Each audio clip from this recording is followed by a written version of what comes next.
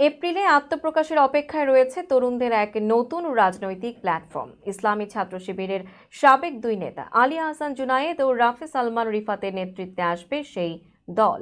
বৈষম্য বিরোধী ছাত্র আন্দোলনের হয়েই হাসিনার সরকারকে হটাতে মাঠে ছিলেন জুনায়েদ ও রিফাত। এরপর পদ পেয়েছিলেন জাতীয় নাগরিক কমিটিতেও, কথা ছিল থাকবেন জাতীয় নাগরিক পার্টিতেও। সরকার পতনের এই আন্দোলনে নেতৃত্ব দেওয়া তরুণদের উদ্যোগে গঠিত এনসিপিতে তারা ভালো পদ পাবেন বলে আলোচনাও চলছিল, কিন্তু শেষ মুহূর্তে এই দলে থাকবেন না বলে জানান তারা। এ বিষয়ে আলী আহসান জুনায়েদ বলেন, আমি পার্টির অভ্যন্তরীণ গণতান্ত্রিক চর্চা, সিদ্ধান্ত গ্রহণের গঠনতান্ত্রিক নিয়ম নীতি এবং আর্থিক স্বচ্ছতার বিষয়ে স্পষ্ট ব্যাখ্যা চেয়েছিলাম, যেটাতে আমি সন্তুষ্ট হতে পারিনি।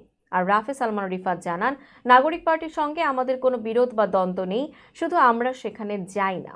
জুলাই গণ অভ্যুত্থানে সক্রিয়ভাবে অংশ নেয়া এই দুই নেতা বলছেন, গণ অভ্যুত্থানের আকাঙ্ক্ষার জায়গাটা দুর্বল হয়ে যাচ্ছে, সেটাকে বাঁচিয়ে রাখতেই তাদের নতুন প্ল্যাটফর্ম কাজ করতে চায় পলিটিক্যাল প্রেশার গ্রুপ হিসেবে।